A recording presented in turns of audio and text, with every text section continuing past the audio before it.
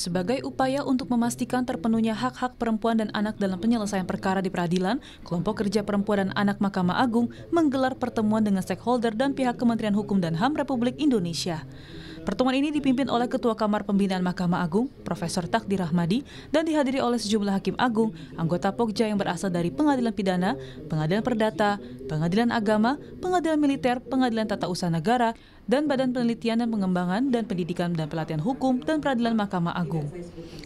Pertemuan dilakukan secara langsung maupun daring di Hotel Holiday Inn Jakarta pada tanggal 1 dan 2 Agustus 2023. Pertemuan ini membahas evaluasi kinerja pengurus Pokja Perempuan dan Anak periode sebelumnya kepada pengurus Pokja Perempuan dan Anak periode mendatang.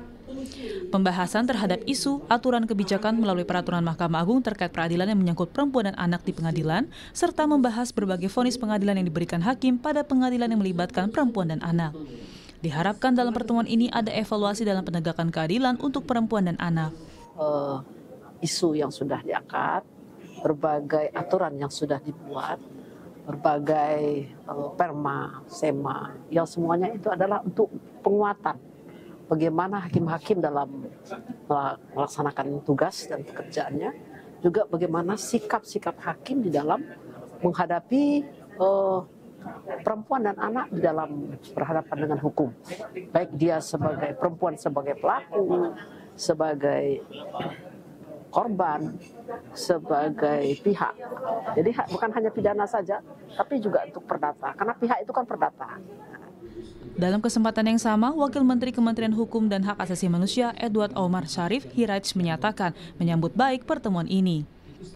Omar menyatakan lewat pertemuan ini kedepannya ada standar dan persepsi yang sama antara hakim tingkat pertama maupun tingkat banding dalam memberikan putusan yang sesuai dengan undang-undang dalam mengadili perkara yang menyangkut perempuan dan anak.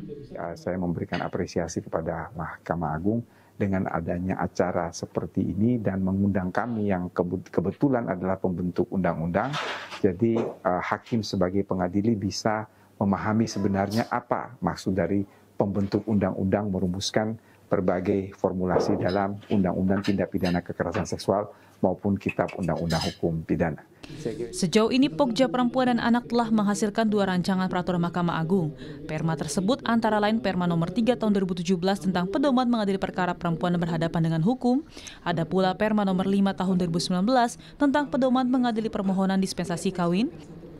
Perma ini menjadi panduan bagi Hakim Agung dan Hakim pada peradilan umum dalam perkara pidana dan perdata, peradilan agama dalam perkara perdata agama dan jinayat, peradilan militer dalam perkara pidana militer dan tata usaha militer, serta dalam perkara sengketa administrasi pemerintahan dalam lingkungan peradilan tata usaha negara.